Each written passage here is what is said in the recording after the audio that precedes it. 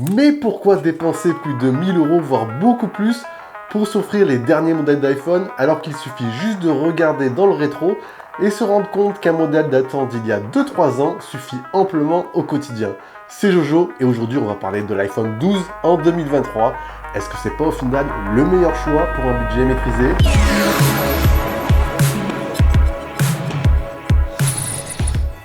Comme vous le savez, chaque année, on a le droit début septembre à la fameuse présentation des nouveaux modèles d'iPhone qui intègrent son lot de nouveautés et nouvelles fonctionnalités qui sont censées apporter un véritable plus à l'expérience utilisateur. Mais lorsqu'on s'y penche de plus près, on s'aperçoit au final que ces quelques avancées technologiques ne sont pas forcément synonymes de bons en avant à l'usage pour nous au quotidien.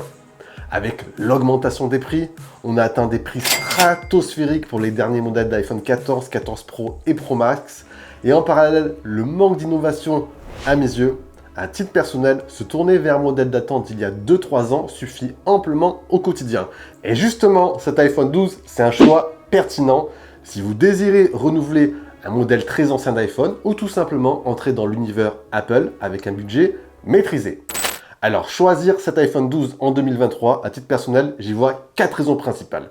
La première, elle est toute simple, c'est le design. Ça peut paraître anodin, mais le design, c'est très important. Alors, d'un point de vue esthétique, vous le savez sûrement, l'iPhone 14, sorti en septembre, juste l'an dernier, ressemblait trait pour trait à l'iPhone 13, qui lui, ressemblait également trait pour trait à l'iPhone 12.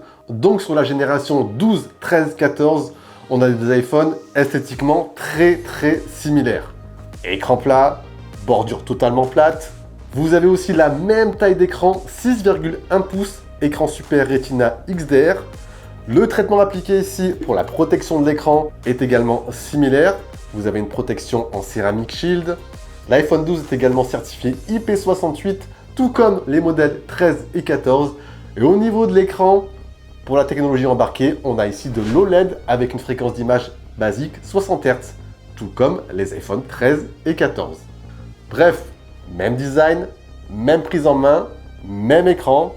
La seule petite différence au niveau de la dalle, vous avez une luminosité légèrement plus accrue sur les modèles 13 et 14. Et encore une fois, ici, c'est pas forcément une grande différence. La seconde raison de choisir l'iPhone 12 en 2023, c'est l'expérience utilisateur qu'il propose au quotidien et qui n'a rien à envier aux modèles 13 et 14. Alors posons le contexte. Pour la majorité des consommateurs, quels vont être les usages que vous allez avoir au quotidien avec votre iPhone? C'est quoi? C'est de la navigation, aller voir vos mails, aller sur les réseaux sociaux, faire un peu de photos, de vidéos, les partager ensuite sur les réseaux, et pourquoi pas aussi jouer aux derniers jeux vidéo 3D, et ça c'est pas encore forcément tout le monde. Eh bien je vous le dis, que ce soit avec l'iPhone 12, avec l'iPhone 13 et l'iPhone 14, pour ces usages, franchement l'expérience va être quasi similaire. Sur un plan technique, l'iPhone 12 il embarque la puce A14 Bionic et en parallèle 4 Go de mémoire vive. Vous avez une compatibilité 5G et c'est une puce qui est gravée en 5 nanomètres. Et pour les modèles 13 et 14, vous avez la puce A15 qui est certes légèrement plus performante et plus efficiente, mais voilà, d'un point de vue purement expérience au quotidien, vous n'allez pas ressentir de réelles grandes différences. Ici sur l'iPhone 12, la navigation, honnêtement, elle est très fluide. Les applications s'exécutent de manière rapide, vous avez une très bonne gestion du multitâche, vous pourrez sans souci faire de la retouche photo, vous pourrez faire des petits montages vidéo, j'utilise souvent l'iPhone pour faire des petits montages vidéo 4K avec CapCut par exemple. Pour des usages un tout petit peu plus gourmands comme du jeu vidéo 3D, aucun souci, il fait tourner du Genshin Impact avec de bons graphismes et une framerate assez rapide. Et franchement, honnêtement, au quotidien, c'est nickel. C'est un smartphone qui encaisse aussi bien que les iPhone 13 et 14 pour ses usages. On notera juste sur des sessions assez longues de jeux vidéo une légère surchauffe, mais franchement ici, c'est pas dérangeant. Sur la photo, dans la continuité, l'expérience est également très similaire au modèle 13 et 14. Vous avez le même combo, grand angle, ultra grand angle avec une définition de 12 mégapixels. Vous avez ici de la stabilisation optique, un mode portrait avec 6 styles d'éclairage, un très bon mode nuit. Pour la vidéo, vous pourrez filmer en 4K 60 images par seconde, à laquelle s'ajoute l'enregistrement en Dolby Vision HDR, tout comme les modèles 13 et 14. Seul manquera sur la vidéo le mode cinématique. Encore ici, c'est pas franchement primordial. Vous savez quoi? Je vous ai fait un petit comparatif photo et vidéo avec l'iPhone 14 Pro que j'ai en parallèle et vous allez voir, c'est pas forcément facile de distinguer quel modèle est associé à quelle photo. Eh bien, je vous laisse deviner. Allez, première salve de photos prises 2 jours dans des conditions optimales, que ce soit à gauche ou à droite. Franchement, les deux photos sont très quali. Je sais pas ce que vous en pensez, mais moi je les trouve superbes. Photos prises en fin de journée. Dans les deux cas, on a un très bon piqué, une très bonne exposition. On a peut-être une légère température des couleurs légèrement plus prononcée sur la photo de gauche. Franchement, si vous arrivez à deviner quelle photo a été prise avec quel smartphone, vous êtes assez fort.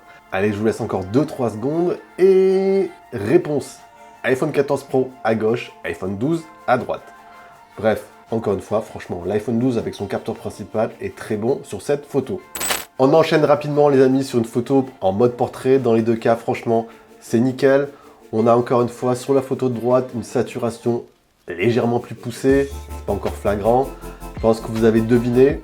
iPhone 14 Pro à droite, iPhone 12 à gauche. Bref, un très mode portrait avec le capteur principal pour l'iPhone 12, toujours en 2023. Allez, dans la continuité de ce comparatif, on passe au capteur ultra grand angle. Dans les deux cas, on remarque une légère différence de colorimétrie, mais une très légère avec le capteur principal. Je pense que cette fois-ci, c'est légèrement plus facile de deviner quel smartphone a shooté. On voit que dans les angles, il y a une meilleure gestion de la distorsion sur la photo de gauche.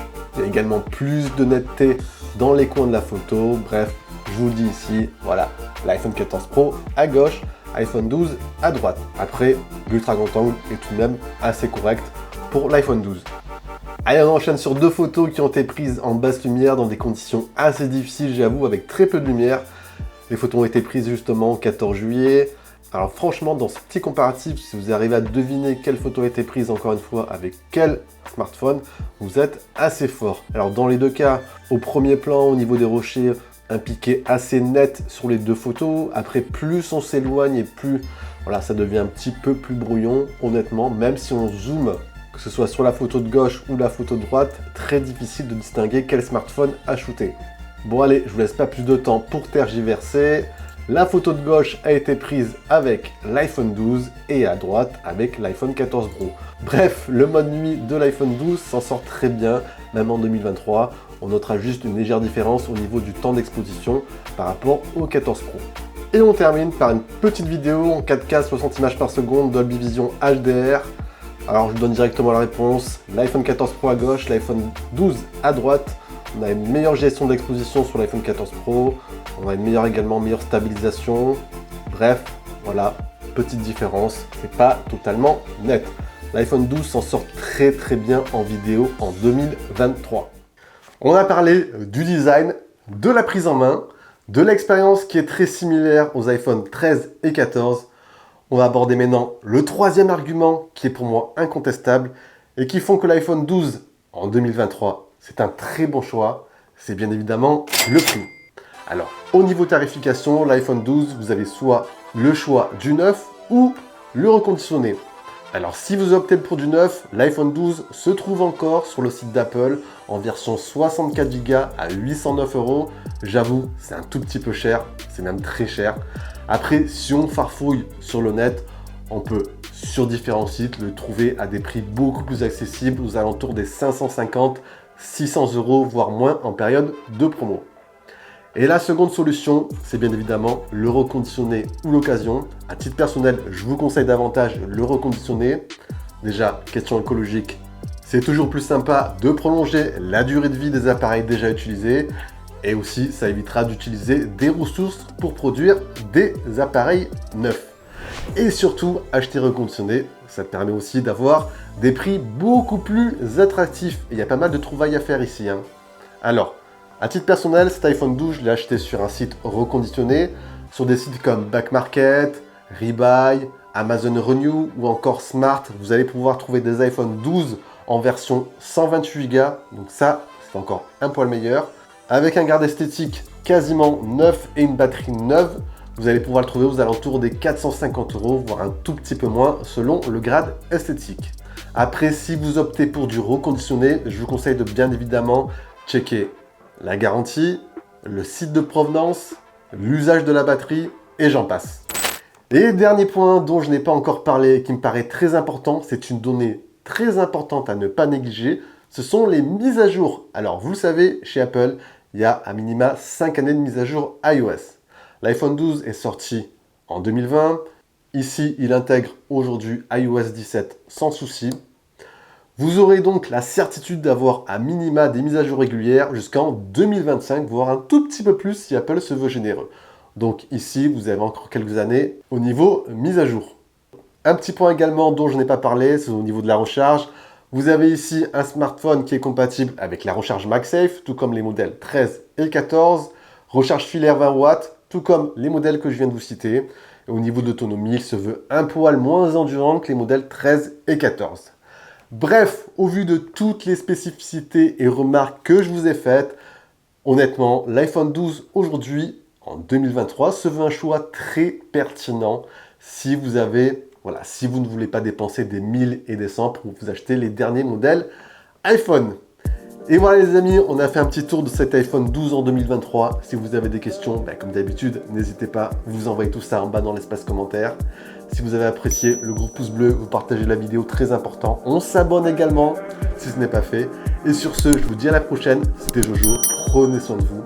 Allez, ciao ciao.